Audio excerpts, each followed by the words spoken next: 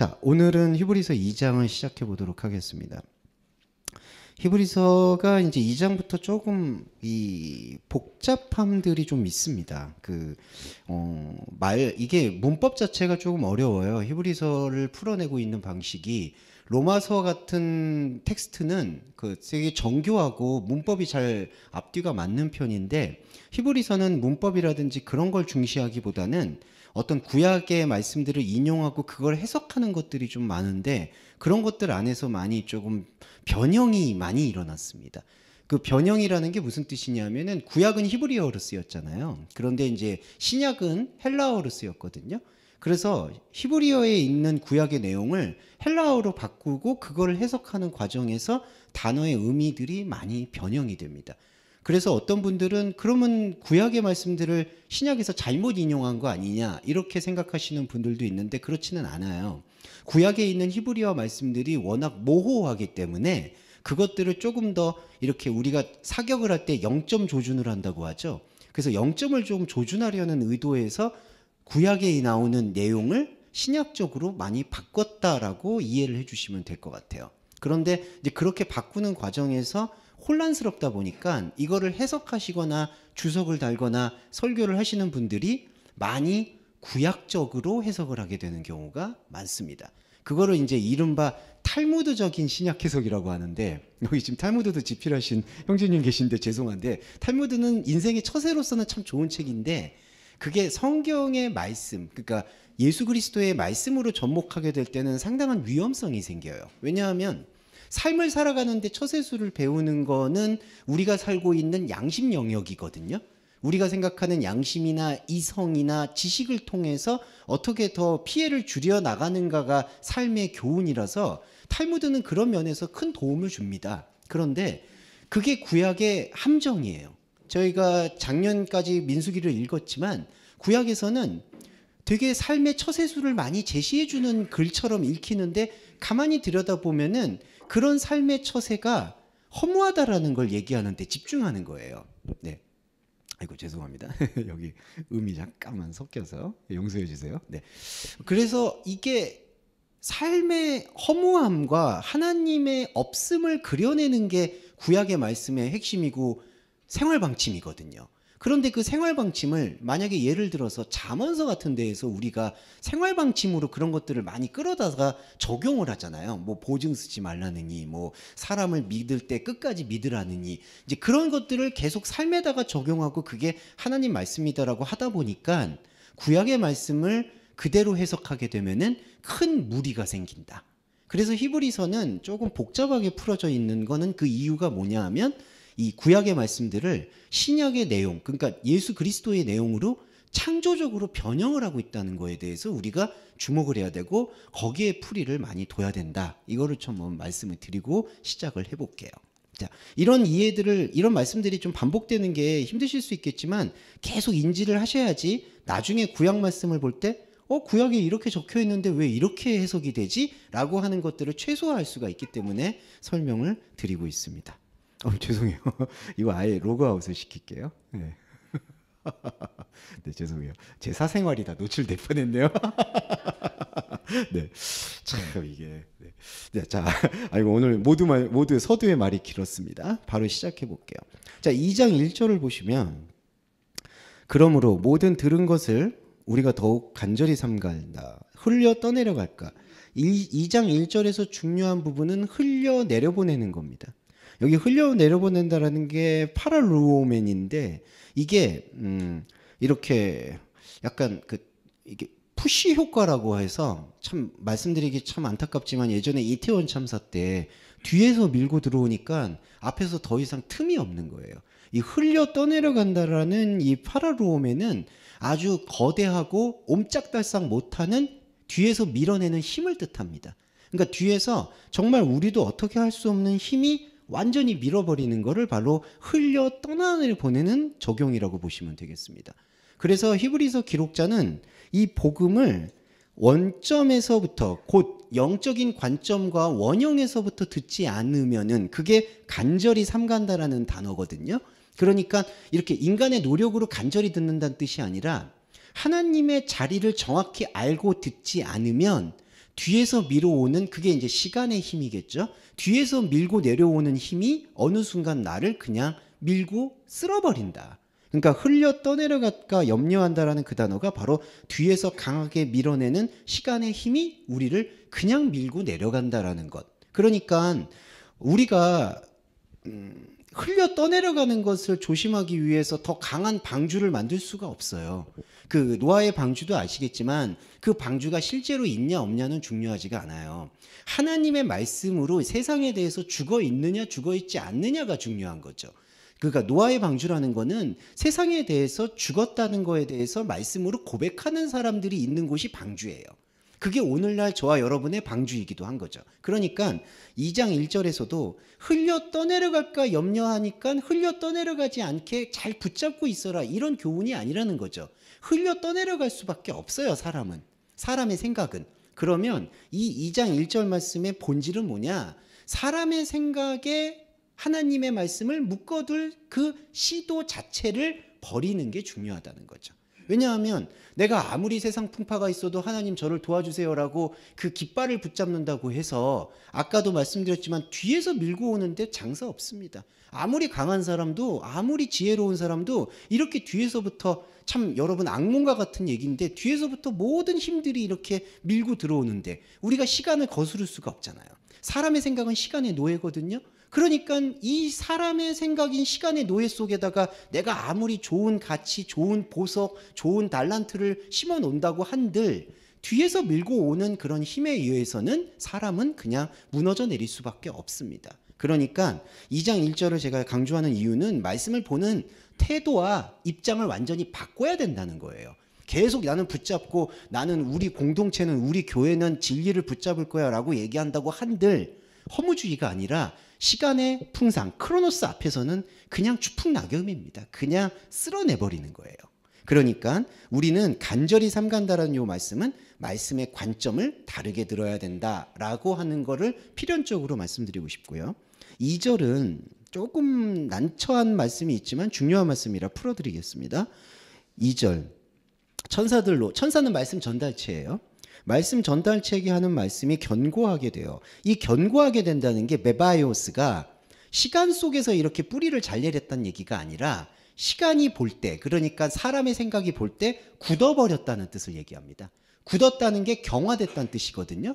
그러면 경화됐다는 뜻은 뭐냐 하면은, 자, 연결해 볼게요. 쓸모 없어졌다는 뜻이에요. 그러니까 여기 말씀 전달체들에게 들려주신 말씀이 견고하게 됐다는 뜻은 그 말씀이 완전히 화석, 돌, 이게 됐다는 뜻이에요. 그러면은 이거는 세상의 눈에 볼 때 쓸모 없어지게 되는 돌이 되어 버렸다라는 뜻이 견고하게 됐다는 뜻입니다. 여기도 오해를 우리가 벗어야 되죠. 견고하게 됐다는 게 나의 마음 생각 안에 이렇게 견고하게 뿌리를 냈다는 뜻이 아니라, 견고하게 된 거는 돌이 되어 버렸다, 굳어 버렸다. 하나님의 말씀은 사람의 생각 앞에서 아무 쓸모가 없어졌다. 이 얘기를 하고 있는 거고요. 그 다음에 모든 범죄와 순종치 아니함이 공변된 보응을 받았다. 이 번역이 참 뭐 말을 할 수가 없어요. 죄송한데 이 번역하신 분들을 제가 존중하고 존중하지 않고 문제가 아니라 히브리서는 아예 번역 자체를 지금 새롭게 보시라고 말씀을 드리고 싶습니다. 공변된 보응이 아니라요. 자, 첫 번째 요거 볼게요. 범죄와 순종치 아니함. 범죄가 엇나간 것이에요. 파라바시스. 그리고 여기서 잘 볼게요. 여기서 범죄라고 번역이 되지만 이거는 세상 사람들이 얘기하는, 세속이 얘기하는 범죄를 얘기하는 게 아니고요. 하나님을 믿으려고 하는 사람들이 하나님에 대해서 잘못되게 믿고 있는 상태를 엇나간 거라고 얘기합니다. 파라바시스. 그러니까 길을 걷는데 아예 다른 길로. 그러니까 우리도 여러분 그런 경험 있죠. 산길이 있을 때, 요즘엔 표지판이 있지만 표지판이 없을 때 자기가 볼 때 길이라고 생각하는 거 쭉 걷다 보면은 조난당하잖아요. 파라바시스가 바로 그거예요. 여기 한글 번역에 모든 범죄라고 돼 있는데 그게 엇나간 거예요. 근데 여기 엇나갔다는 전제는 아예 하나님을 모르는 사람들이 대상이 아니라 하나님을 찾아가고 있는데 자기 생각대로 땅에다가 뿌리를 내리고 찾아가려는 사람들. 그게 쉽고 우리한테 간단하게 다가오니까 따라가는 게 엇나간 거예요. 자, 그리고 엇나가다 보니까 잘 못 들어요. 그게 바로 불순종이란 뜻입니다. 파라아코에. 이거 왜 제가 여기 유인물에다가 주변성이라고 정리하면요. 파라는 곁을 돈다는 뜻이고요. 전치사고요. 아코에가 듣는다는 뜻이에요. 그래서 이 불순종이라는 뜻을 헬라어를 풀어보면 견강부회하다라는 뜻 아시죠? 그러니까 핵심이나 본질을 듣지 않고 그냥 외부에서 흘러다니는 말들을 듣는다. 우리 뭐 이제 은어지만은 증권과 찌라시 같은 말 들어보셨죠? 그러니까 사실 확인이 안 됐는데 그냥 그렇대더라, 카더라더라 하면서 듣는 말들이 바로 불순종이라는 거예요. 그러니까 불순종도 잘 우리가 풀어야 되는 건 순종이라는 그 명령을 정확히 아는데 자기 유익 때문에 순종하지 않는 거를 불순종이라고 얘기하는 게 절대로 아니고요. 제대로 들어야 할 말을 안 듣는 게 불순종입니다. 우리도 말씀에 예배를 드리는데 예배를 함께 하는데 말씀의 중심을 듣지 않고 자꾸 주변성을 듣고 적용을 큐티를 하잖아요. 이게 주변성이고 불순종이에요.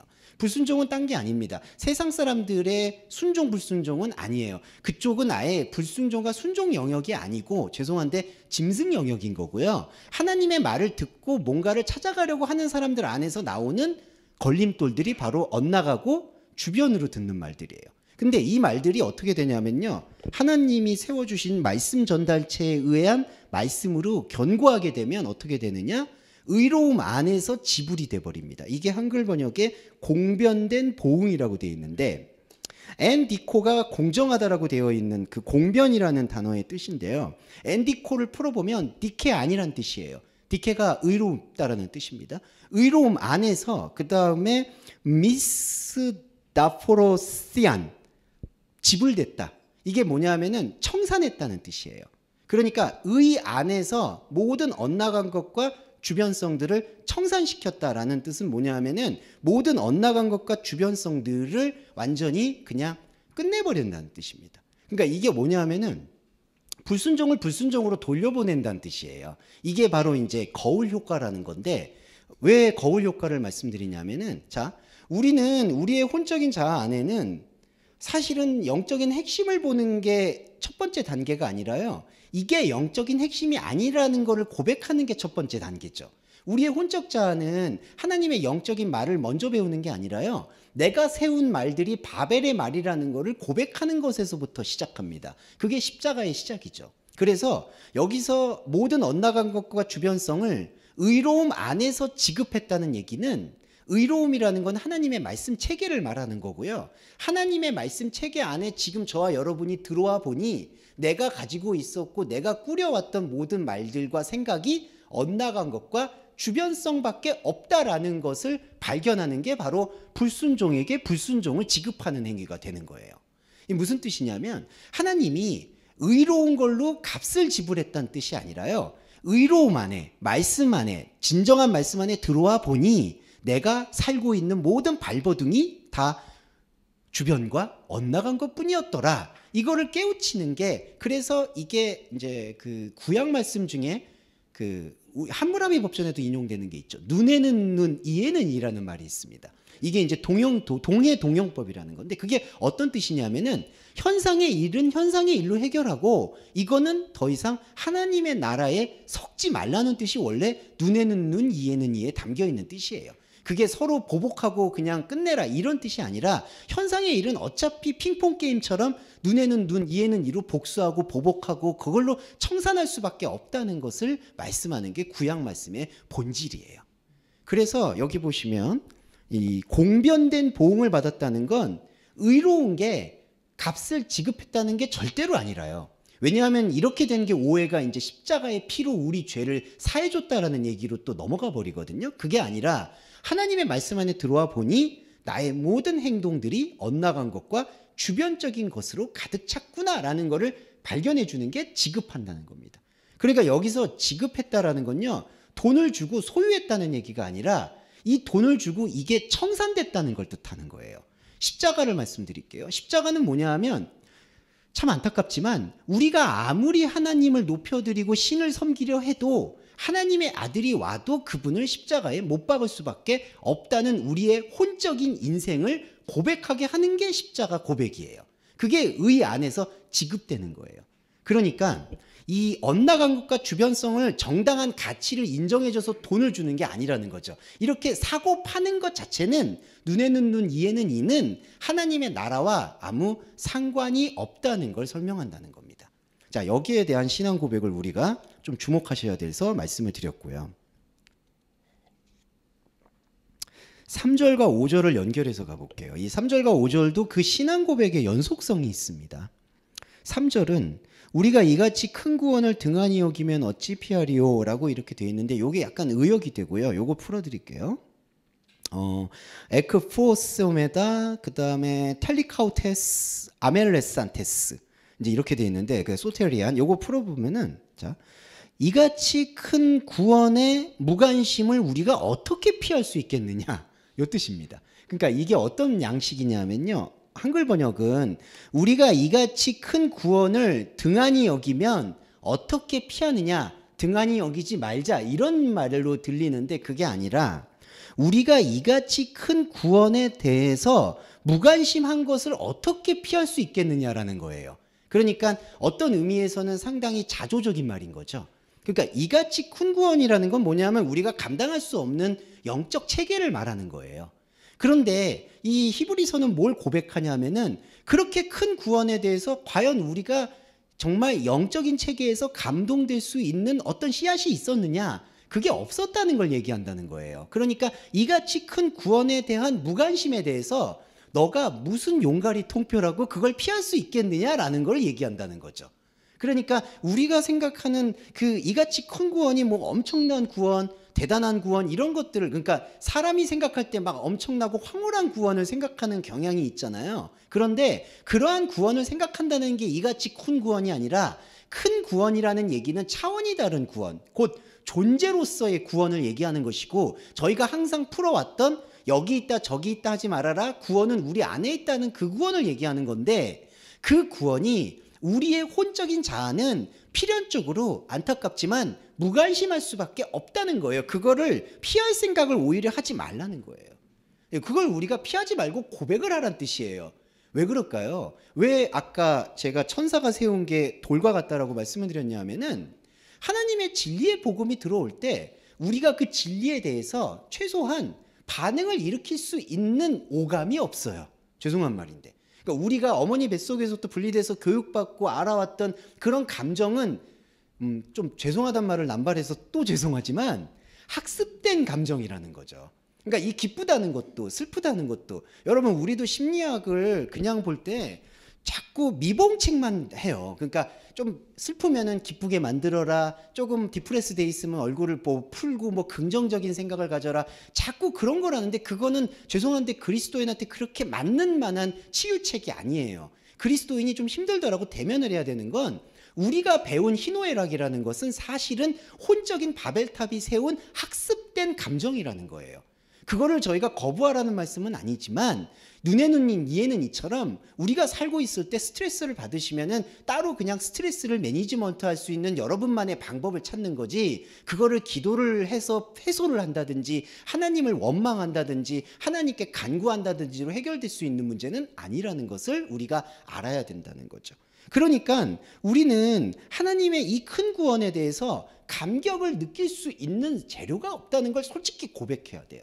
그 감격을 느낄 게 없어요. 그러면서 우리는 어떤 의미에선 죄송하지만 생명의 의무에 눈을 떠야 되는 거예요. 나한테는 비록 하나님의 말씀에 대해서 감격할 수 있는 DNA가 지금 현저히 부족하지만 하나님의 말씀과 진리가 지금 내 안에서 이 히브리어 바브 갈고리를 걸어줬기 때문에 언약으로서 내 안에 찾아왔기 때문에 말씀으로서 우리 안에 돌처럼 굳게 세워왔기 때문에 나는 이제는 이 길을 가야 되겠다라는 우리의 정말 억지스럽지만 의지를 동원시켜야 된다는 거죠. 없는 감정을 사실은 이끌어내는 작업이 그리스도인의 예배라는 거예요. 이게 바로 이같이 큰 구원에 대한 히브리서 기록자의 예언입니다. 이거는 너무 정확하다고 생각해요. 다시 한번 볼게요. 우리는 이같이 큰 구원에 대해서 무관심한 것을 어떻게 피하느냐? 못 피한다는 얘기입니다. 그러면 뭘까요? 우리는 다른 감정이라고 표현해서 죄송한데 말씀을 볼 수 있을 동력을 죄송한데 여러분 안에서 각자 동기부여를 스스로 만들어내셔야 돼요. 어떻게든지. 네. 아, 이거 참 이렇게 말씀드리니까 정말 막 죄송해요. 뭔가 그러니까 이제 저희가 이게 참 네, 제가 답답해서 그래요. 억지스럽게라도 만들어내야 돼요. 근데 제가 좀 희망적으로 말씀드리는 건 처음에는 조금 억지스럽지만 계속 만들어내다 보면 이제 영의 감각이라고 할 수 있죠. 그 영의 감각이 내 안에서 알게 모르게 스며들기 시작합니다. 그게 바울이 말한 나는 부득불 이 복음을 전할 수밖에 없다라는 신앙 고백이에요. 바울이 얘기할 때 바울이 부득불 복음을 전한다라고 얘기하는데 그때 아시겠지만 그 전한다는 거는 외부의 선교가 아닙니다. 외부의 선교는 부차적으로 따라온 하나님의 필연적 결과고요. 바울은 그 의도 생각 자체가 아니에요. 바울은 부득불 내 자신에게 내 안에 있는 다른 나에게 복음을 전할 수밖에 없다. 왜냐하면 하나님이 나한테 생명의 언약으로 찾아온 것이 말씀으로 보였기 때문에. 그러니까 우리도 저와 여러분도 사실은 와서 이 갈고리가 걸린 거죠. 갈고리가 걸렸다고 얘기해서 죄송한데 그 히브리어에서 바브라는 게 갈고리예요, 여러분. 갈고리에 걸린 거예요. 그리고 하나님이 언약으로 이 이미지를 생각해 보세요. 어떻게든지 우리 안에서 뭔가를 이게 끄집어 주려고 막 꿈틀거린다라는 거를 생각해 주셔야 돼요. 이게 바로 언약에 대한 우리의 반응이 됩니다. 자, 그 반응에 대해서 좀 더 설명드릴게요. 히브리서가 예배가 조금은 시간이 한 10분 정도 길어지게 되는데 그거 양해해 주시면 감사하겠습니다. 자, 이같이 큰 구원은 보세요. 주님을 통해 처음을 끌어안은 뒤 우리 안으로 들어서는 들음에 의해 확정된 것이다. 이 얘기가 좋아 보이죠? 근데 좋아 보이지 않아요. 왜냐하면요. 자, 이 구원은 주님을 통해 처음을 받았다라고 하는 게 부정적인 의미입니다. 무슨 뜻이냐면 여기 주님이라는 거는 왕이라는 뜻이에요. 퀴리오스라는 뜻입니다. 퀴리오스는 두 가지 의미가 있어요. 내 안에 찾아오는 영적인 왕이 있고 외부에서 우리가 모시는 우상으로서의 퀴리오스가 있어요. 그러니까 당시에 로마교와 태양신을 숭배하는 건 다 퀴리오스라고 얘기하죠. 그게 여러분 옛날에 중세 시대나 아니면은 뭐 그런 영화들 볼 때도 그런 거 많이 나오잖아요. 배너나 이런 거 나올 때 왕을 부를 때 퀴리오스라고 부르거든요. 그러니까 사람이 생각할 때 이 주님이 뭘까요? 하나님 주님을 얘기하는 것뿐이 아니라 주님은 우리의 생각하는 우상을 얘기하는 거예요. 그래서 그 우상으로 우리가 말씀을 받아들인다는 게 주님을 통해 처음을 끌어안는다라는 거예요. 그리고 우리 안에서 들어지는 들음을 통해서 확증되어 버려요. 이게 참 안타까운 게, 자, 큰 구원이 우리의 들음으로 확증이 된다는 게, 자, 진짜 큰 구원의 본질이 확증이 된다는 게 아니라 우리가 우상으로서 아는 주님으로 인해서 이 말씀이 확증되어 버린다는 거예요. 자, 2장의 내용은 그 확증을 깨는 내용이기 때문에 제가 말씀을 드리는 거예요. 이게 역설적으로 이 영적인 맥락을 우리가 받아들여야 됩니다. 확증이 됐다는 걸요, 우리가 조금 이렇게 긍정적으로 받아들이는 게 아니라 확증이 됐다는 건, 자, 사람이 생각하는 듣는 습관, 아까 제가 습관 말씀드렸잖아요. 그 학습된 거. 학습된 걸로 확증되어 버리는 거예요. 큰 구원이. 그러니까 하나님이 볼 때에는 우리가 소유한 큰 구원이 참된 큰 구원이 아니라 진짜 우리 사람이 생각하는 큰 구원, 우상의 구원을 얘기한다는 거예요. 큰 구원이 확증이 됐다는 게 큰 구원이 정말 하나님 말씀하시는 본질 구원이 확증됐다는 뜻이 아니라 그 구원이 우리 안에 우상의 생각으로 뿌리를 내려버렸다는 거예요. 그래서 2장 4절 볼까요? 하나님의 표적, 기사, 여러 가지 능력, 그의 뜻을 따라 분배되어 버렸다. 자, 이 얘기의 핵심이 뭐냐면요. 표적, 기사, 능력, 이거 예수님 공생의 당시에서 다 하셨던 거죠. 병자를 고치시고 5,000명을 먹이시고 무리를 걸으시고 표적, 기사, 능력. 근데 이게 어떻게 되었느냐라는 걸 설명하는 거예요. 2장 4절에 그런데 분배되어 버렸다. 여기서 말하는 분배라는 게 마치 성령의 은사를 이렇게 분배받았다라는 걸로 얘기를 볼 수가 있는데 그게 아니라 우리가 우리의 소견대로 사사기처럼 우리의 소견과 우리의 뜻대로 그냥 성령을 그 무엇으로 받아버린다는 거예요. 이게 참 아이러니하죠. 그러니까 하나님의 말씀은 계속해서 우리한테 말을 건네고 있어요. 지금도 그렇고 앞으로도 여러분의 유한한 인생이 있는 동안에는 하나님은 계속해서 아까 마부 말씀드린 것은 갈고리를 걸어서 여러분들과 어떻게든 접점을 마련하려고 애쓰시는 게 하나님 쪽이에요. 그래서 갑을관계로 말하면 하나님이 을이에요. 우리 관계에서는 유한한 시간. 근데 죄송한데 이 유한한 시간 끝나면 이제 하나님이 완전 갑이죠. 이제 그때는 우리가 돌이킬 수가 없잖아요. 그러니까 지금 우리가 저와 여러분이 이렇게 되어있는 건 1차적으로 선택이라고 얘기할 수가 있는데 이 유한한 세계와 이 몸을 끌어안고 있을 때에는 하나님이 우리를 어떤 사람이든 때로는 안 좋은 일이든 때로는 좋은 일이든 때로는 어떤 환경이든 이런 것들을 통해서 여러 표적과 기사와 능력을 통해서 여러분을 만나려고 한다는 거죠. 그런데 우리가 그렇게 만나게 되는 성령을 분배해서 받아버린다는 거예요. 이때 분배는 내 소견과 내 감정과 내 학습된 인생의 어떤 노하우로 하나님을 이해한다는 거예요. 이게 비판해서 죄송하지만 인격적 하나님을 만나는 방식이에요. 아, 내 인생에서 하나님이 이렇게 찾아오셨고 이렇게 하나님이 만났구나. 자, 물론 그것도 큰 의미에서는 성령의 그 무엇이에요, 여러분. 그런데 그 성령의 그 무엇을 가지고 2장 5절을 볼까요? 말씀 전달체는 장차 세워지고 있는 세상의 복종을 위해 주어진 게 아니다라고 설명을 합니다. 그럼 이 얘기를 풀어보면, 자, 우리는 우리의 여러 인생의 과정을 통해서 하나님을 만나고 표적 기사를 통해서 하나님을 이해하고 있어요. 하지만 이 이해는 절반, 반쪽 이해예요. 왜냐하면 성령을 온전체로 받아들이는 게 아니라 나한테 쓸모가 있거나 나한테 어떤 학습된 감정에 의해서 성령의 그 무엇을 지금 받아들인 거예요. 그래서 그걸로 신앙생활을 해요. 그리고 그걸로 교회를 세우고 그걸로 일평생을 살아가기도 해요. 그게 이제 신앙의 덕목일 수 있으니까. 하지만 말씀 전달체는, 천사는, 여기 말씀은 자, 지어지고 있는 세상을 위해 복종된 게 아니라고 얘기해요. 자, 말씀이 전달해주고 있는 건 뭐냐 하면 우리는 우리가 알고 있는 학습된 걸 붙잡고 그거를 계속 지어가려고 하거든요. 여기 오고 있는 세상이란 뜻이 어떤 거냐면요, 멜론토스 오이코노멘이에요. 그러면 오이코노멘이라는 게 뭐냐 하면은 집을 짓는다라는 의미가 함축돼 있습니다. 오이코노스가 집, 가족이란 뜻인데 그게 함축하고 있는 건 계속 지어가고 있다는 거예요. 근데 여러분 잘 보시면 지어가고 있다라는 그 뜻은 뭐냐 하면 일이에요. 에르가, 일한다는 거예요. 그럼 일이라는 건 뭐냐 하면 2장 4절에 내가 내 소견에 의해서 좋아 보이고 먹음직하고 그리고 탐하고 싶은 거, 사실은 안타깝지만 사람의 욕망에 의해서 계속 지어가고 있다는 거죠. 아까 영의 동기부여를 우리가 억지로라도 이끌어내려고 제가 독려드렸던 이유는 사람은 어머니 뱃속에서 분리될 때부터 먹을 걸 달라고 울잖아요. 자, 이때부터 안타깝지만 그게 욕망인 거예요.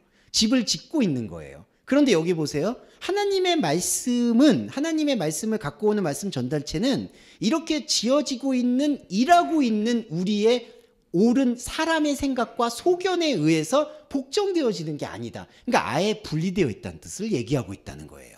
그러니까 우리는 인생을 그냥 인생대로 살아가고 있는 거죠. 그런데 우리는 인생을 살아가면서 그리스도인의 가장 큰 모순, 딜레마는 이렇게 살고 있는 것 안에 하나님이 도와주시지 않겠냐라는 명제예요. 정말 죄송하지만 도와주시죠. 도와주시는 건 맞는데 우리가 조금은 이거를 말씀을 볼 때는 분리를 해야 된다는 거예요. 하나님이 표적과 기사를 보여주는 진정한, 예수님이 병자를 고치셨던 진정한 목적이 뭐였을까? 38년 된 병자를 구할 때 예수님은 어떤 생각이었을까요? 예수님의 생각을 우리가 들여다보면요, 예수님은 사실은 우리 감정에서 볼 때는 너무 냉정한 거예요. 예수님이 볼 때는 이 사람이 평생 앉은 채로 살든 말든 그거는 예수님의 관심사가 아니에요. 우리도 사실 그리스도인의 관심사는 그분이 인생이 어떤 어려움이 처하든 안 처하든 그게 중요한 게 아니에요. 그분의 영의 불꽃이 드러나느냐 드러나지 않느냐가 예수 그리스도의 유일한 관심사죠. 그러니까 예수님이 병자를 고치면서도 거기에 얼마나 감정 부여를 안 하시겠어요. 야, 넌 이게 중요한 게 아니다. 이게 38년 된, 앞으로 38년 더 살아서 더 앉아있다고 해도 나는 너에게 그거를 동정할 이유가 없다. 그거는 아무리 고통스러워도 그게 중요한 게 아니다라는 걸 얘기한다는 거죠. 우리도 마찬가지죠. 우리도 하나님께서 우리의 삶이, 저희가 배려의 기도도 하지만 힘들고 어렵다는 거에 대해서 토로하는 건 당연한 거예요. 여러분, 그거는 거부하시면 안 돼요. 그냥 좀 좋은 길 내달라고 뭐 이렇게 입술로도 하셔도 돼요. 근데 중요한 거는 우리가 하나님의 관심사와 하나님의 관점의 말씀을 제대로 알고 그런 생각을 가져야 된다는 거예요. 그래서 우리가 다시 한번 환기시키면, 하나님은 표적과 기사와 능력을 통해서 우리에게 성령의 그 무엇을 분배했지만 그 분배한 거는 하나님의 생각에서는 절대적인 생명이 아니라는 거예요. 세상인 거예요. 우리가 지어지고 우리가 일하는 세상. 거기서 말씀은 절대로 스며들지 않습니다. 여기에 대한 설명을 우리가 좀 봐야 되는데, 제가 이해하기로는 요거를 해석을 거의 반대로 하는 경향이 있다. 이렇게 우리가 조금은 이해를 해볼 수가 있을 것 같아요. 자, 잠깐만 더 한번 풀이를 좀 해볼까요? 네. 자, 2장 6절이 바로 제가 아까 앞서서 말씀드렸던 구약 말씀에 대한 해석이 됩니다. 자, 기억하는 사람은 무엇이며 돌아보는 사람의 아들은 무엇이냐. 이게 한글 번역에서는 구약 성경을 그대로 인용해서 어떻게 했냐면은 주여 주님이 무엇이간데 저를 생각하시며 인자가 무엇이간데 저를 권고하시나이까, 이렇게 해석이 돼요. 근데 이게 헬라어의 뉘앙스로 바뀌면 어떻게 바뀌냐면요, 주님 기억하는 사람은 무엇이고 돌아보는 사람은 무엇이겠습니까? 자, 냉소적 문장이라는 거죠. 그럼 무슨 뜻이냐면요, 자, 한글 번역은 여러분 구약의 한글 번역의 뉘앙스는 이거잖아요. 주님 제가 뭔데 당신이 나를 이렇게 돌봐주십니까?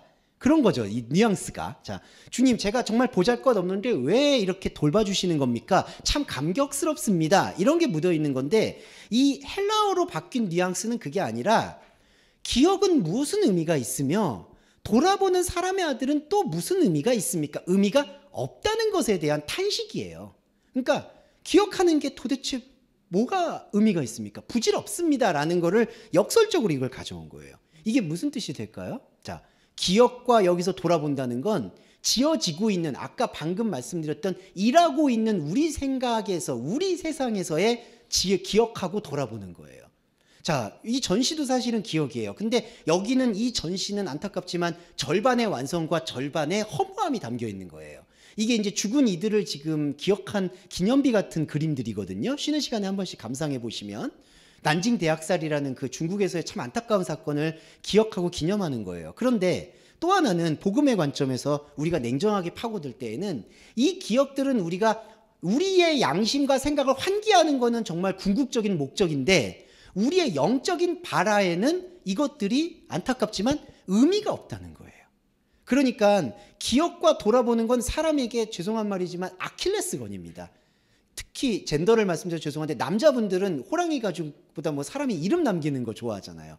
내가 죽기 전에 내 이름은 알리고 죽겠다. 이런 게 어떻게 보면은 가장 공명심 같기도 하고, 또 나는 대한민국을 사랑하니까 난 대한민국을 남기겠다. 다 좋은 의미인데, 중요한 거는 이 말씀의 광풍 앞에서 기억은 무슨 의미가 있고, 너가 뭔가 가서 묘비에 뭐 새기는 게 너의 업적이, 그리고 죄송한데 저희도 책을 쓰고 있지만 이 책도 의미 없어요. 네, 이 책을 쓰시는 건 그 행위를 통해서 하나님을 만나는 걸 독려드리는 거지, 이것도 의미가 있는 게 아니다라는 걸 우리는 허무하지만 철저하게 발견을 하고 삶을 살아야 돼요. 그래야지 오히려 더 객관적이 되는 거지, 그게 아니고서는 우리는 계속 뭔가를 기억하고 기억하려고 합니다. 이거를 허무하다고 얘기하는 게 2장 6절에 주님 당신이 무엇인데 나를 기억하고 당신의 사람의 아들은 도대체 무엇인데 또 기억을 하는 겁니까? 돌아보는 겁니까? 라는 말씀의 뜻이에요. 여기서 한 가지 부연 설명드리면 2장 6절에 사람의 아들은 뭘까요? 사람의 아들은 우리 말씀 씨앗, 그 언약의 갈고리를 얘기합니다. 지난주에 말씀드렸듯이 그리스도의 존재의 목적은 그냥 성도님을 위해서 오신 거예요. 하나의 미랄이 돼서 이 혼적인 체계에서의 죽음을 선포하고 영적인 체계에서의 부활을 선포하는 게 사람의 아들이에요. 그런데 그 사람의 아들을 우리가 생각하는 바벨탑과 학습된 감정 앞에 기념비를 세우든 십자가를 세우든 동상을 세우든 그게 무슨 의미가 있겠냐는 히브리서 기록자의 말씀은 복음 중에 복음인 거죠. 사람의 아들이 여기 세워져서 여기 십자가가 있다고 해서 무슨 의미가 있겠습니까? 저렇게 십자가를 높이 세운다고 해서 그것도 말도 안 되죠. 십자가라는 게 사실은 우리의 수치심을 기록하는 건데, 그걸 저렇게 대로변에다가 높이 세우면, 첨탑에다 세우면 뭐 어쩌자는 건지 모르겠어요. 부끄럽습니다. 사실은 밤 될 때마다 안타깝지만 차를 타고 이렇게 보면 아니 좋긴 한데 한국에 십자가 너무 많아요. 보면은 막 빨간 게 막 다 있어요. 그게 좋을 수도 있지만 자꾸 뭔가를 이렇게 기억하고 돌아보게 만든다는 거죠. 이게 학습된 거 안에서 자꾸 들어오게 되면은 영적인 풀어짐이나 해방이 없어질 수가 있기 때문에 제가 경계하는 측면에서 말씀을 드렸고요. 2장 7절 부분을 좀 볼게요. 요거 보고 이제 저희가 좀 쉬었다가 두 번째 보겠습니다. 2장 7절이 중요한데요. 한글 번역이 이렇게 돼 있어요. 저를 잠깐 동안 천사보다 못하게 하시며 영광과 존귀로 관씌우시며. 우리가 잘 이해해야 되는 게 비교급에 대한 이해입니다. 자, 비교급에 대한 이해인데 보다 낫다, 보다 높다, 이같이 크다, 이같이 적다. 이거를 성경 말씀에서 특히 헬라어에서 사용하는 그 의도를 이해해야 돼요. 보다 못한 것으로 내려앉았다라고 볼 수가 있거든요. 한글 번역에서 이게 잠깐 동안 천사보다 못하게 했다라고 돼 있어요. 이게 이제 헬라 푸토사스인데, 보다 못하다라는 거를 우리는 어떻게 이해해야 되느냐? 자, 하나님의 말씀의 관점에서는 이 맥락을 더 크다, 보다 많다, 보다 적다, 이 얘기를 어떤 관점으로 사용하시냐면은 차원의 다름으로 사용하세요. 그러니까 자, 저를 잠깐 동안 천사보다 못하게 했다는 뜻은 뭐냐면요. 자, 천사는 말씀 전달체잖아요. 자, 말씀 전달체는 하나님의 영의 말을 우리가 혼의 말로 알아들을 수 있도록 전달하는 거예요. 자, 근데 전달체는 지금 우리가 어디에서 듣느냐, 어느 시간대에서 듣느냐, 잠깐 들어요. 잠깐이라는 게 이렇게 시간으로 잠깐이란 얘기가 아니라 현상의 시간으로 듣는 거예요. 이게 찰나예요, 여러분. 그러니까 찰나라는 거는 현상에서 듣는 거예요. 근데 왜 찰나라고 얘기했냐면은, 자, 복잡하지만 설명드릴게요. 자, 하나님의 말씀은 카이로스예요. 사람의 생각과 시간은 크로노스예요. 근데 예배자의 때가 언제, 호라가 언제냐? 크로노스하고 카이로스가 만나는 때예요. 그게 찰나예요. 그렇죠. 그런데 찰나의 시간이 하나님의 진짜 시간이냐? 그게 아니죠, 여러분. 왜냐하면요, 크로노스하고 카이로스가 만날 때의 접점, 번개처럼 이제 찰나가 오잖아요. 근데 이거는 전체가 아니고 완전한 게 아니에요. 이거를 통해서 우리는 하나님의 영적인 세계로 나아가는 거예요. 완전한 세간, 완전한 몸. 그러니까 찰나의 시간 동안 못한 것으로 내려앉은 뜻은 찰나의 시간과는 다른 차원으로 계신 사람의 아들을 하나님께서 영광과 존귀로 힘입게 하셨다는 뜻이에요. 자, 정리해보면, 자, 저는 사람의 아들, 그리스도 예수의 말씀이에요. 진짜 말씀 본질은 찰나의 시간 동안 천사보다, 말씀 전달체보다 못하게 하셨다. 이 못하게 했다는 게 이렇게 양적으로나 질적으로 낮췄다라는 의미가 아니라 아예 겸손, 차원을 내려앉혔다, 차원을 다른 곳으로 돌렸다라는 뜻을 갖고 있는 거예요. 차원을 다른 곳으로 돌려서 영광과 존귀로 관을 씌웠고, 8절 볼까요? 만물을 그 발 아래 복종케 하셨다, 이렇게 얘기합니다. 그럼 여기서 복종하게 되는 만물이 뭘까요? 이거는 진리체계를 말하는 거예요. 예, 여기서 이 그 발이 뭐죠? 그리스도의 발이에요. 그리스도의 발 안에서 만물이 복종된다. 여기 만물이 뭐죠? 사도 바울의 다른 서신에서 만물 안에 만물을 충만케 하시는 자의 만물이다, 충만이다, 이 뜻. 이게 에베소서로 제가 기억을 하는데, 만물 안에 만물이 뭐냐 하면 우리한테 주어져 있는 혼적인 현상에서 하나님에게 주어진 영적인 현상이 보여지는 그 회개의 과정. 그러니까 우리는 찰나의 시간 동안 하나님을 만나죠. 지금 저와 여러분이 제가 감히 말씀드리는데 찰나를 경험하신 거예요. 그러면 찰나가 끝일까요? 그게 아니에요. 여러분 안에 원래 존재하는 원상적 자아인 하나님과 함께하는 창세전 자아가 눈을 뜨는 거예요. 그러니까 이렇게 돼 있어요. 사람 시간, 찰나, 하나님 시간. 그러면 찰나를 통해서 우리는 하나님 시간을 만나요. 하나님 시간을 여기서는 보다 못한 것이라고 표현한 거예요. 거기에 영광과 존귀가 존재하는 거예요. 그런데 왜 보다 못한 것이라고 생각을 이렇게 단어를 썼을까? 중요한 거는 우리 생각을 환기시키는 작동이라는 거예요. 자, 예수님 말씀 중에 보시면 어린아이 얘기를 합니다. 어린아이라고 얘기를 할 때 어린아이를 테크나를 쓸 때가 있고 파이디어를 쓸 때가 있는데, 어린아이라는 것은 자, 사람의 눈에 볼 때 보다 못한 것이에요. 네, 그러니까 성인과 뭔가 쓸모있는 인간의 눈에 볼 때에는 보다 못한 것, 열등한 것, 하등한 것, 하찮은 것. 근데 여러분, 이게 종교의 뿌리기도 합니다. 지금 힌두교에서 카스트 제도라든지 여러 가지 이 인간의 운명론, 윤회론, 그러니까 다른 종교에서도 그렇고 기독교 안에서도, 캐톨릭 안에서도 수녀를 가장 하등하게 보는 어떤 그러한 약간의 교리적 관점, 이런 모든 것들이 바로 보다 못한 것을 두고 싶어 하는 사람의 욕구라는 거예요. 참 안타깝지만 남자분들도 악수할 때 그 눈빛 보세요. 저 사람이 나보다 높은 사람인지 낮은 사람인지를 판가름을 하거든요. 그래서 나보다 높다 그러면은 머리를 조아려요. 근데 나보다 낮을 것 같은데 그러면은 뭔가 벌써 존댓말과 반말이 섞여요. 참 사회생활 하다 보니까 별길을 다 당하는데 저도 그러면은 처음에 악수하다가 하대 받아요. 저는 거의 하대를 받습니다. 이제 그러다가 조금 이제 죄송해요. 저의 소셜 포지션을 알리면 그 다음엔 또 이상해져.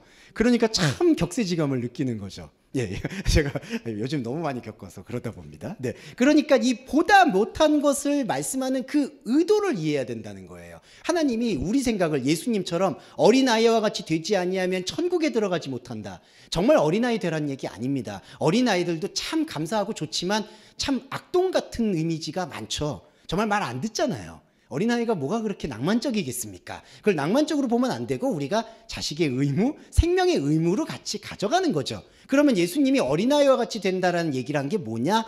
바로 이 히브리서 기록자는 예수님 말씀을 이어받아서 천사보다 보다 못한 것으로 왔다라는 거를 잠깐 보다 못한 것으로 왔다가 나중에는 더 커질 거다 이런 얘기를 하는 게 아니라 하나님의 차원에 대한 환기를 시켜주는 게 바로 2장 7절에 영광과 존귀로 관세우신 것은 하나님의 영적 차원을 얘기한다. 이렇게 설명드릴 수 있겠습니다. 그리고 8절에 만물의 복종은 영적 체계의 스며듦을 얘기한다. 여기서 복종이라는 게 이제 히브리어로 말하면은 아바드를 얘기하거든요. 섬긴다, 스며들다.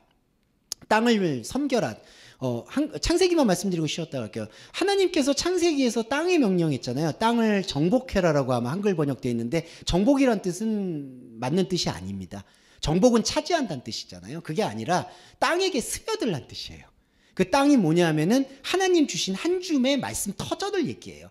생육하고 번성해라, 땅에 충만하고 땅을 정복해라. 이 뜻은 너한테 주어져 있는 그 한 줌의 에덴 동산의 생명을 보고 느껴라. 그 뜻이 바로 땅에 스며들란 뜻이에요. 땅을 복종하고 정복하라는 뜻이 사실은 아니라고 보셔야 됩니다. 그래서 여기서도 만물을 복종시켰다는 얘기도 뭔가 종처럼 굴복시켰다는 얘기가 아니라 우리가 가지고 있는 영적 체계인 만물이 그리스도의 말씀 안으로 완전히 이걸 스며들었다라고 보시는 게 복종의 본래 의미다. 이렇게 생각하시면 되겠습니다.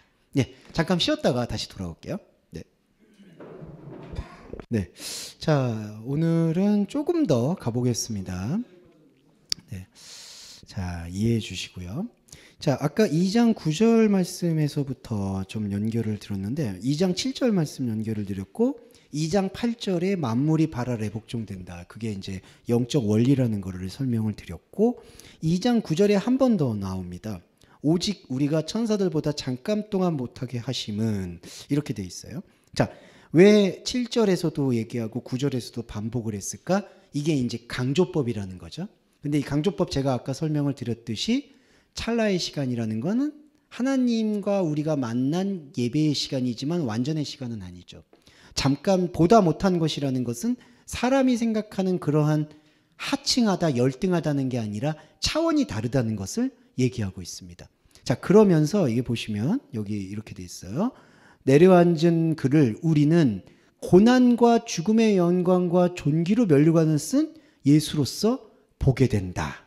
자, 이게 제가 이제 이 2장 9절 말씀을 이 원문의 뉘앙스를 살려서 번역한 부분인데요. 고난, 죽음의 영광, 존귀로 면류관을 쓴 예수를 보게 된다. 자, 그러면 뭐냐? 예수로서 보게 된다라는 건 뭐냐면은 예수가 2000년 전에 있었던 인간의 시간 속에서 나타났던 예수가 그리스도이심을 경험한다는 건데 그가 왜 예수가 그리스도가 되느냐? 잘 아시겠지만 예수하고 그리스도는 같은 호칭이긴 하지만 차이는 있습니다. 예수는 2000년 전에 역사적으로 우리 시간에 보여줬던 존재를 말하는 거고요. 그리스도는 사실은 그 예수 안에서 생명의 의미를 우리가 알아낼 때 예수 그리스도가 맞는 거지. 그냥 예수가 만약에 우리 안에서 우상으로 남아있으면은 예수 그리스도는 그때 그리스도는 아까 말씀드렸던 큐리오스, 주님이 돼버려요. 우상이 됩니다.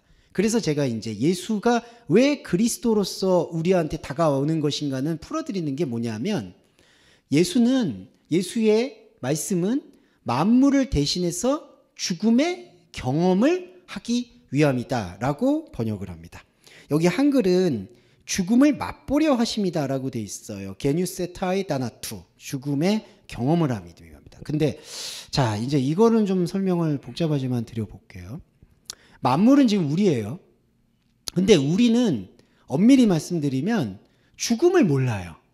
이게 무슨 얘기냐? 여기서 말하는 그 죽음은 뭘 죽음을 얘기하는 거냐? 하나님과의 완벽한 다름에 대한 선포를 뜻합니다. 죽음. 그러니까 우리는 죽음이란 단어를 들을 때에는 첫 번째는 가장 직관적으로 떠오르는 거는 육신 죽는 걸 얘기하잖아요. 육신 죽음. 아니면 조금 더 넘어가면 뭐 영적 죽음, 뭐 이런 걸 얘기해요. 다나토스를. 그런데 이 다나토스의 본질이, 죽음이라는 거의 본질은 뭐에 있냐면은 하나님과 나와의 영원히 다름에 대한 표지를 또 죽음이라고 얘기해요. 그러니까 죽음은 여기서는 절대적인 복음의 표지가 됩니다. 그러니까 사람이 생각하는 죽음이라는 거는 부정적이거나 단절되거나 소멸되거나 끝나는 걸 얘기하는데, 근데 여기서 말하는 만물을 대신해 예수가 그리스도가 되신 게 죽음의 경험을 보여주기 위함이다라는 이때의 죽음은 하나님과 우리가 완전히 다르다라는 것을 선포해 주는 선포의 첫 열매라는 것을 우리한테 알려준다. 그래서 엄밀히 말씀드리면 예수의 그리스도 되심을 경험하지 않는 자는 죽음을 맛볼 수가 없어요. 그러니까 이게 육신이 죽는다고 해도 그거는 그냥 사람이 떠났다, 뭐 가라앉았다 이렇게 표현하는 게 맞는 거지 죽었다라고 할 수가 없어요. 진짜 그리스도와 함께 죽었다라고 얘기하는 그 죽음은 복음의 죽음, 하나님과 내가 완전히 다른 존재다라는 것을 예수를 통해서 깨우치게 된다는 거죠. 근데 참 이게 복음인 것이, 왜냐하면 예수 그리스도만이, 이거는 이제 유일성으로 좀 말씀드릴 수밖에 없어요. 예수 그리스도만이 하나님과 우리가 다르다는 것에 대해서 온전하게 표현해 줄 수 있다는 거예요. 왜냐하면은 그 예수 그리스도가 하나님의 아들이라는 것이 우리 안에서 창세전 자아가 공감을 했으니까. 자, 그럼 정리해서 말씀드리면 죽음의 경험은 하나님을 알거나 알지 못하거나 잘못 알고 있는 이들에게는 그때는 죽음이 찾아오지 않습니다. 하나님과 다르다는 거는 그냥 유한한 게 있으니까 무한한 게 있고, 없음이 있으니까 있음이 있고, 이제 불교 교리에서도 그런 교리들이 있잖아요. 음양의 교리, 태극이 있고, 음이 있고, 양이 있고, 그러니까 영원히 있으면은 유한한 게 있고, 이런 식으로 얘기하는데, 그래서 이제 어떤 분들은 저희가 말씀드리는 게 불교 반야심경에도 다 있다라고 얘기를 해요. 근데 이게 맥락은 뭐냐면 예수 그리스도는 여러분 각자를 위해서 존재하잖아요. 다른 사람을 위해서 존재하지 않아요. 근데 여러분 각자를 위해서 존재한 예수 그리스도를 여러분이 혼적인 자아가 딱 들었을 때, 이게 죽음의 표지구나. 예수가 유일하게 나를 하나님과 다르다라고 개런티, 보증해 줄 수 있는 보증체구나. 이거를 깨닫게 해준다는 거죠. 그래서 예수 그리스도의 구원이 유일하다라고 얘기하는 거예요. 우리 안에, 왜냐하면은 우리 안에 창세전 자아를 하나님의 언약체가 일깨워 줄 수 있는 존재가 예수 그리스도이니까. 그래서 죽음의 경험이라는 것은 이때 십자가의 경험만을 얘기하는 게 아니라, 그때 예수님이 죽었다, 돌아가셨다, 사람과 똑같이 고통을 맛보셨다, 이 얘기를 하는 게 아니라 우리의 첫 열매가 되셔서 우리가 하나님과 유일하게 다르다, 영원히 다르다라는 것을 표현해주고 선포해주는 역할을 한다는 거죠. 근데 그게 왜 중요하냐면요. 자, 마귀를 얘기를 드릴게요. 마귀라는 존재라고 얘기해요. 상태와 존재는 동일하니까. 존재는 이거를 인정을 못하게 되는 숙명을 안고 있어요. 그러니까 하나님처럼이라는 용법이 뭐냐면, 하나님과 다르다는 거는 아예 차원이 다르다라는 것을 이게 인정하게 되는 존재를 지속할 수가 있거든요. 그런데 마귀는 그게 아니라 항상 어떤 목적과 지향점과 동기를 가지고, 목표를 가지고 어딘가로 나아가려고 한다는 거죠. 이게 크로노스의 속성이에요. 뭔가 목표를 세우고 거기로 나아가고, 우리가 인생을 살면서 당연히 그래야 되겠지만 그리스도의 말씀을 들을 때만큼은 하나님의 자리를 확보해야 되기 때문에 거기에 떠밀려 가면 안 된다는 거예요. 그런데 마귀의 존재와 상태는 그거를 못 견디는 거죠. 그거를 유일하게 멈춰줄 수 있는 게 이 죽음의 경험인 예수 그리스도인 거예요. 그러니까 이 죽음의 경험은 예수님이 하나님이신데 사람의 몸을 입고 오셔서 죽음의 고통을 맛보셨다라는 그런 걸 기념하는 게 본질이 아니고요. 예수 그리스도는 우리 안에 창세전 자아와 만나기 위해서 우리에게 유일하게 하나님과 다르다는 죽음을 보여주신 분이다. 이렇게 말씀을 정리해 볼 수가 있겠습니다. 그래서 10절에서 그 모든 것이 그를 통하고 그 모든 것이, 여기 만물이거든요. 이 모든 것. 이 모든 것은 하나님께 발견되어지는 우리의 영적인 순간들을 말해요. 그 모든 것들이 그를 통하고 그로 인해서 적합하게 된다. 이 적합은 하나님의 말씀과 합치되는 걸 얘기합니다. 자, 그러면서 고난을 통해 완전하게 되거든요. 근데 이 고난에 대한 얘기를 조금 더 드려볼게요. 고난을, 죄송해요. 조금 있다가 나오겠네요. 네. 오늘 10분만 더 쓰겠습니다. 자, 고난은 좀 이따 나오니까 얘기를 거기서 정리할게요. 11절에 거룩하게 하는 이와 거룩하게 되어진 이들이 모두 하나로부터 나왔으니, 자, 여기 하나는 하나님의 원상적인 모태를 말해요. 그러니까 하나님의 언약이죠. 그냥 언약의 자궁이라고 표현을 드릴 수 있을 것 같아요. 근데 거룩하게 하는 이와 거룩하게 되어진 이의 관계는 뭘까요? 자, 거룩하게 하는 이는 우리 안에 있는 예수 그리스도예요. 자, 거룩하게 되어진 이는 여러분 자신이에요. 그래서 삼위일체라는 건 결국 뭐냐 하면 하나님이 펼쳐주신 말씀의 자국인 하나 안에서 하나님이 보내신 자 거룩하게 하는 그리스도와 그 거룩하게 하는 일을 만나는 내가 하나가 되는 걸 깨우치는 게 바로 삼위일체예요. 이게 완전체입니다. 완전체. 근데 이 완전체는 형제로 부릅니다. 형제는 뭐냐 하면은 아델푸스라는 개념인데 이거는 잘 기억해 주실 거예요. 자궁을 함께 가지고 있는 존재. 이 아델푸스라는 게 아와 델푸스라는 단어의 합성어이기 때문에 델푸스가 자궁이란 뜻이에요. 이 자궁이라는 게 이제 죄송하지만 이 생명을 낳는 자리를 뜻하는 거죠. 그래서 형제라는 아델푸스 뜻은 하나의 자궁 안에 담겨 있는 존재란 뜻이에요. 생명을 낳는 존재라는 뜻이죠. 그런데 이 형제라 부르는 것이 11절에 보면 한글 번역은 이렇게 돼 있어요. 형제라 부르시기를 부끄러워 아니하시고, 이 부끄럽다라고 번역이 돼 있어요. 이게 이제 에파이 스키네타인데, 이 부끄럽다는 얘기는 뭐냐면요. 이걸 잘 볼게요. 제가 여기 현상적 배설로 해결된 문제가 아니다. 부끄럽다는 얘기는 이 수치심을 얘기하는 것만이 아니라 현상적으로 평가하고 판단하는 모든 상태를 뜻하는 거예요.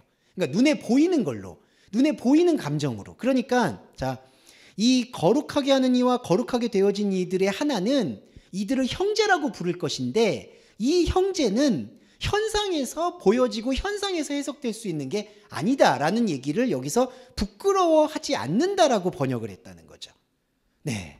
근데 왜 부끄럽다라고 번역이 될까요? 이게 바로 인간의 감정 중에 가장 즉흥적이고 직관적으로 다가오는 감정이 쉐임, 부끄러움이기 때문에 거기다 든 거예요. 그러니까 이 얘기는 나는 부끄러워 안 한다, 나는 당당하게 한다, 이런 어떤 그런 감정 노동을 얘기하는 게 아니라 하나님의 말씀으로 하나가 된 형제는 현상적인 배설로는 해결될 수 있는 문제가 아니다라는 걸 다시 한번 짚어주고 있습니다. 자, 그리고요. 내가 주의 이름을, 요 구약 말씀을 또 여기 인용했어요. 내가 주의 이름을 형제에게 선포하고 내가 주를 교회 중에서 찬송한다. 자, 이것도 참 까다로운 건데요. 왜 까다롭냐면요. 여기 제가 적어 놓은 거는 부름을 받은 이들의 중심에서 당신을 기념한다고 해요. 찬양이라는 게 기념이라는 의미가 담겨 있거든요. 찬양한다, 찬미한다. 근데 한글 번역은 내가 당신을 교회 중에서 찬송한다라고 돼 있어요. 근데 요 단어가 원문이 어떻게 돼 있냐면은 en meso ecclesias예요. 근데 한글 번역도 맞죠. 하지만 요건 해석이 필요한 게, 에클리아스는 뭐냐면요. 자, 여러 세상의 말들에서 하나님의 말을 듣는 모임을 말해요. 모임이라는 게 한 사람만 모일 수도 있고 여러 사람이 모일 수도 있어요. 근데 여러분 각자가 에클레시아예요. 모임을, 하나님 말씀을 들어서 나와요. 근데 이 하나님의 말씀을 들어서 나와서 그 안에서 또 중심을 보는 게 바로 메소예요. 메소. 이게 무슨 뜻이냐? 자, 말씀 전달체가 있잖아요. 에클레시아는 말씀 전달체예요. 그러니까 제 안에서 하나님 말씀을 들어요. 그러면 천사가 말씀 전달자 활동이에요. 그게 혼적 활동이에요. 혼적 활동을 하는 게 에클레시아예요. 그러니까 저와 여러분이 아까 제가 첫 시간에 처음에 동기부여 말씀드렸잖아요. 동기부여해서 와서 들으세요. 그게 에클레시아예요, 여러분. 근데 에클레시아는 냉정히 말하면 완전체가 아니에요. 에클레시아에서 여러분이 들었죠? 들으신 것 안에서 메소, 그 안에 중심이 나와야 돼요. 그게 여기 나온 구약 말씀을 인용한 히브리서 기록자의 의도예요. 내가 교회 중에서 찬송한다. 교회 중에서 기념한다. 제가 앞 시간에, 첫 번째 시간에 기념이 무의미하잖아요. 근데 여기서 또 기념하라고 하죠. 뭘 기념할까요? 교회 안에 있는 중심. 네. 이게 참 아이러니하죠. 그러니까 교회는 완전한 기관이 아니에요. 이게 정말 냉정하게 여러분 안에서 말씀을 듣고 있는 그 들음이 해석되거나 풀이되거나 이 안으로 용해되지 않으면 그 에클레시아는 또 우상을 찬양할 수밖에 없다는 거예요. 그래서 저는 옛날에 당혹스러운 게 왜 하나님이 지켜주는 장소인데 그런 일들이 벌어지지? 여러분들도 보면은 좀 교회 안에서나 낯뜨거운 일들도 많이 벌어지잖아요. 그거는 그 사람들의 소양의 문제일 수도 있겠지만 왜 하나님이 지켜준다고 하는 공동체가 이런 파탄난 일들이 벌어지지 할 때가 많아요. 앞으로도 더 많아질 거예요. 이 얘기는 여기 히브리서에서 이미 언급이 되어 있는 거예요. 하나님의 말을, 그러니까 성경이죠. 성경을 그냥 듣고 있는다고 해서 사실은 에클레시아는 완벽한 보호막이 있는 게 아니다. 그 안에서 중심을 기념해야 된다. 이때 기념은 육의 신비에 쓰는 게 아니라 영의 신비에 쓰는 찬양이 되는 거죠. 이게 바로 구약의 말씀을 발전적으로 인용한 히브리서의 말씀이라고 생각하시면 좋겠습니다. 자, 그런데 여기 이 부분은 제가 간단히 좀 말씀드리고 다음 주에 조금 더 14절에서 17절, 18절 말씀까지 조금 더 말씀을 드리도록 해볼게요. 근데 여기까지는 오늘 말씀 5분 정도만 더 드려보겠습니다. 14절에 한글 번역하고 비교하면서 말씀드릴게요. 자녀들은 혈육에 함께 속하였음에 그도 또한 한 모양으로 혈육에 함께 속하심은 사망으로 말미암아 사망의 세력을 잡은 자 마귀를 없이 하려 합시다. 아이고 참 이게 죄송해요. 나는 한글 번역을 읽으면 무슨 말인지 잘 모르겠어요. 그러니까 어떻게 하겠다는 말씀인 건데. 네, 자 볼게요. 먼저 자 육체와 피가 뭘까요? 여기 지금 혈육이라고 돼 있어요. 보면은 파이디아, 케코이모네, 켄, 샤르카스, 카이, 하이마토스. 자, 살과 피로 번역돼요. 자, 살과 피가 뭘 얘기하냐면요. 현상계예요, 현상계. 예. 육체와 피는 뭐냐 하면은, 자, 피만 쓰였다 그러면 좀 다르겠는데, 육체하고, 샤르크하고 하이마가 같이 쓰였다는 얘기는 뭐냐 하면은, 너가 눈에 보이고 잡히는 걸 얘기하는 거예요. 그러니까 우리의 코스모스, 우리의 세상을 말하는 거죠. 육체와 피. 자, 육체와 피에 참여하고 있는 우리의 자녀들, 파이디아라고 얘기해요. 근데 여러분, 이 파이디아가 뭐냐 하면요.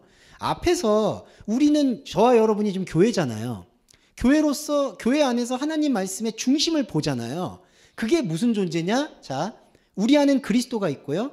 그리스도와 함께 연합되어 있는 내가 있어요. 근데 이 나가 파이디아, 아이라는 거예요, 여러분. 이게 이제 바울이 말한 장성한 자의 분량이라는 표현과 마치가 되는 건데, 왜냐하면 제가 첫 번째 시간에 말씀드렸듯이 우리 학습된 감정이 너무 많잖아요. 그러니까 하나님의 그냥 죄송한데 그냥 우리가 여기서 막 쌓은 게 있고 입은 게 있었는데 재산이 있는데 이거 다 내려놓고 옷도 다 벗고 여기로 왔다고 치면은 여기서는 사실은 처음부터 다시 시작해야 되는 거죠. 여러분 좀 죄송한데 몸이 다쳤다 했을 때 재활할 때 정말 다리가 부러지거나 하면은 오랫동안 감각을 다시 익혀야 되잖아요. 그러니까 영적 체계로 들어오면 여기는 아이예요. 그래서 여기 한글 번역에서 자녀들은 혈육에 속하였다라는 걸 풀어보면요. 육체와 피의 현상계의 그림자로 참여하고 있는 우리들, 그리스도를 발견한 우리들이 아이들이고 말씀 양육체라는 거예요. 제가 요거를 집어넣은 게 양육체라는 겁니다. 우리는 지금 말씀의 육체와 현상을 가지고 있으면서 참여하는 거예요. 그런데 그렇게 참여하고 있는 존재는 말씀과 같은 형체로 참여한다는 거예요. 이게 되게 신비롭죠. 자, 무슨 뜻이냐면 우리는 현상계의 그림자를 가지고 가져와서요. 우리가 눈에 보는 거, 이 그림, 사람과의 눈 마주침, 이거 다 현상계의 그림자예요. 현상계의 파편이에요. 그런데 현상계의 파편을 갖고 있는 상태에서 우리는 영적 체계를 봤어요. 그래서 말씀 양육체가 되었어요. 그런데 하나님께서는 우리가 현상계에서 보고 있고 느껴 있었고 기념하고 있는 것들을 다 끌어안으셔서 제가 첫 번째 시간에 수렴을 말씀드렸죠. 다 수렴을 시키셔서 우리의 기억을 말씀의 형체로 만들어 주시는 거예요. 되게 신비롭죠. 네, 이게 되게 놀라운 거예요. 이게 육의 몸이 있은즉 영의 몸이 있는 생명의 이행 과정인 건데 요거는 제가 히브리서에서 계속 말씀을 드릴 테니까 계속 각인해 주시면 감사할 것 같아요. 자, 우리는 현상계에 있었던 파편들을 가지고 말씀을 보고 그 말씀으로 자라나요. 그럼 우리가 지금 이 시간에 만약에 동서말씀교회에서 나누고 했고 교류하고 밥도 먹을 수 있고 눈빛도 마주치고 이거 있죠. 이거 다 기억하죠, 여러분. 기억하시고 느끼죠. 이 느낌이 말씀 안으로 수렴이 돼서 하나의 하나님께서 형체를 빚는 거예요. 형체. 이게 왜 형체를 빚으시냐면요. 자, 형체를 빚으면요. 자, 중요한 건 우리는 말씀 양육체가 있고 혼적인 게 있잖아요. 근데 혼적인 거는 죄송한 말인데 마귀예요. 하나님 체험되고자 하는 본능으로 가득 차 있어요. 근데 거기에는 정말 하나님 입장에서 볼 때에는 죽어 있는 것, 사망. 그러니까 아까 진리를 깨닫는 죽음이 아니라 그냥 죽어 있는 것, 사망이 다 담겨 있어요. 그런데 이 사망이 담겨 있는 모든 흔적들을 말씀 양육체인 우리가 다 끌어안아요. 그래서 말씀 안으로 가지고 들어가요. 그러면 말씀이 여기 보세요. 사망을 통해 사망의 힘과 사망의 쓸모를 가진 마귀를 무효화시키는 거예요. 여기 한글 번역은 마귀를 없이 한다라고 되어 있는데 이게 카타그레세라고 해서 무효화시킨다. 이 무효라는 게 뭐죠? 쓸모가 효력이 없어지게 되는 거예요. 그러니까 옛날에 우리 서울의 봄이라는 영화도 보시면은 제가 영화 얘기해서 죄송한데 그 되게 나쁜 놈이 국방장관 당신 이 시간 이후로 보직 해임이다 이런 얘기 하잖아요. 그게 무효라는 거죠. 그 사람이 갖고 있는 모든 권한을 박탈하는 거예요. 이 무슨 거냐면요. 자, 우리는 우리 기억을 가지고 말씀 안으로 들어와요. 그러면 말씀이 스스로 형체를 만들어요. 여기서 형체는 우리가 생각하는 이런 이미지가 아니라 영적인 실체를 말해요. 영적인 실체를 만들어내요. 그러면 영적인 실체를 만들어낸 게 자, 우리 안에 말씀 양육체가 우리 안에 혼적으로 사망, 하나님 사망이 아니라 마귀가 만들어놓은 사망을 향해서 이거를 무효를 선포하는 거예요. 그러니까 너가 하고 있는 것들이 다 무효다. 그러면 여러분 이제 이 두 자아가 충돌을 해요. 그게 고난이에요. 두 자아가 뭐죠? 여기서는 하나님이 아닌 하나님처럼 되고자 하는 것을 쌓으려는 것과 여기서는 사망을 경험했기 때문에 영적 사망, 복음입니다. 복음을 경험했기 때문에 이건 무효라고 말하는 나와 무효화하지 않으려는 나와 무효화시키려는 나와 이게 부딪히는 게 고난이에요. 그런데 이 고난이 계속해서 부딪히고 충돌하면 해방이 온다는 겁니다. 이게 복음의 능력이에요. 그러니까 계속 우리는 부딪혀 줘야 돼요. 그러니까 우리가 해결하려는 게 아니에요. 그러니까 이게 무슨 뜻이냐면 내가 무효로 만드는 마귀를 만났으니까 마귀야 물러가라. 우리가 해야 될 몫은 아니에요. 물러가라고 해서 물러가는 것도 아니고요. 우리는 대면하는 것뿐이에요. 내 안에는 사도 바울의 고백처럼 하나님의 법을 즐거워하는 나도 있지만 하나님의 법에 대해서 밀어내려고 하는 나도 있구나. 거기에 어떤 해결책도 없어요. 여러분 여기서 기도의 힘으로 이 마귀를 물러치 주세요. 하나님 귀신을 쫓아내 그게 아니에요. 왜 그러냐면요. 자, 여기까지 말씀드릴게요. 우리는 왜 이것만 대면하면 되냐면은 대면이 뭐냐면 자, 쓸모를 가지려고 하고 있는 발버둥 치는 내가 있죠. 자, 근데 이게 참 아이러니한 게 자, 쓸모를 가지려고 발버둥 치는 것 안에 뭐가 나오죠? 에너지가 나와요. 이게 사람의 열정이에요. 그러니까 저와 여러분이 이 먼 원근각지에서 저도 마찬가지로 여기 왔잖아요. 이게 여러분 본능이고 노력이에요, 여러분. 그게 마귀예요. 여러분 죄송해요. 근데 그게 마귀예요. 그러니까 뭘 하려고 하는 거. 근데 여러분 이걸 박멸하면 안 되죠. 왜냐하면 이걸 박멸하면 에너지가 사그러들어요. 그러면 진짜 사람이 그냥 육체가 죽는 거예요. 이거를 무의미하다고 해서 박멸하면 안 돼요. 자, 요게 마귀예요. 죄송한데. 근데 그 에너지를 갖고 왔어요. 근데 그 에너지를 갖고 그리스도인은 그 에너지를 여기서 그냥 우리가 해소하는 게 아니잖아요. 그 에너지를 가지고 찰나의 순간을 맛봐서 여기 왔잖아요. 지금 저와 여러분이 11시에서 12시에서 여기 오신 거예요. 그럼 여기 오면은 여기선 마귀를 무효화시키죠. 여기는 유효화시키고 여기는 무효화시키고 이게 둘이 만나죠. 자, 둘이 만나면 어떻게 되죠? 하나님이 바로 말씀과 같은 형체, 마귀였던 것과 마귀가 아니었던 것과 이거를 대면하면 하나님께서 이거를 끌어안는 거예요. 이게 하나의 형체예요, 여러분. 그러면 마귀가 아닌가 돼요. 죄가 아닌 게 되고 우리는 우리의 에너지와 노력이 하나님의 영적 체계 안으로 완전히 수렴이 돼서 새로운 언어, 새로운 감각, 새로운 생명, 새로운 인식을 갖게 되는 거예요. 그게 세술이 세부대에 담기는 거예요. 이러면 그 어떤 것도 죄송한데 우리 외부에 있는 어떤 것도 이거를 범접하거나 침해할 수가 없어요. 성령 회방 자체가 일어날 수가 없는 거예요. 복음은 우리를 거기까지 이끄는 거예요. 그러니까 제가 왜 이 말씀을 드리냐면 자꾸 마귀를 봤다, 우리 안에 욕망을 봤다 이렇게 얘기하면 그거를 뭔가 부정적인 것으로 느끼고 그거를 뭔가 쫓아내거나 나의 라이프 스타일, 삶에서 뭔가 밀어내려고 하는 충동이 생겨요.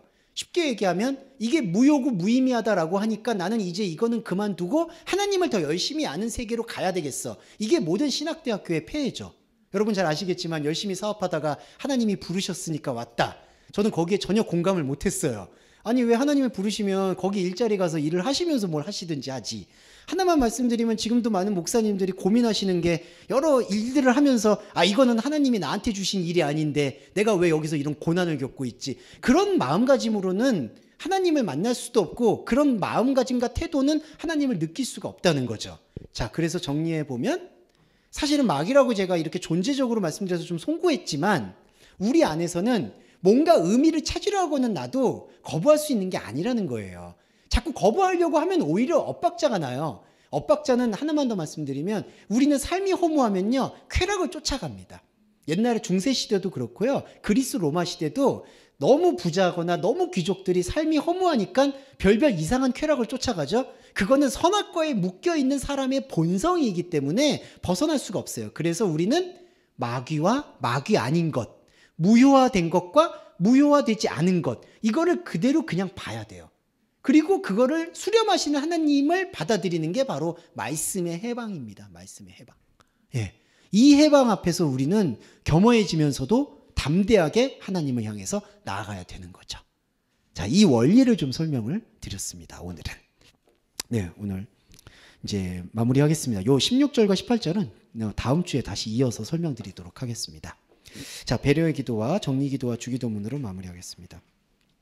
사랑하는 주님 감사합니다. 당신의 말씀으로 우리가 여기까지 왔습니다. 그러나 우리 안에 있는 충동과 그리고 그 충동을 보지 않으려고 밀어내려고 하는 또 하나의 충동이 있음을 보게 됩니다. 하나님, 어떻게 하라는지 잘 모르겠지만 그래도 우리가 나아가고 있는 이 길을 지원해 주시고 하나님의 생명의 말씀으로 더 환히 밝혀주심은 명확관여한 것을 고백합니다. 우리는 죽음의 두 얼굴을 보았습니다. 죽음을 보지 않으려는 죽음과 그 죽음 앞에서 담담히 하나님과 다름을 고백하는 복음으로서의 죽음도 보았습니다. 이 복음을 마음속 깊이 간직할 수 있도록 우리 동서말씀교회 여러분들이 삶에서 경제적 어려움과 건강의 어려움과 관계의 어려움들이 최소화되는 것만큼은 하나님의 언약을 위해서 필요한 것이니 배려해 주시기를 간절히 소구하고 요구합니다. 주 예수 그리스도의 이름으로 기도합니다. 아멘. 주기도문 함께 하겠습니다.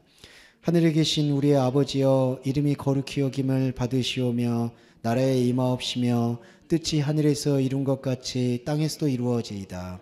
오늘날 우리에게 일용할 양식을 주옵시고 우리가 우리에게 죄 지은 자를 사하여 준 것 같이 우리의 죄를 사하여 주옵시고 우리를 시험에 들게 하지 마옵시며 다만 악에서 구하옵소서.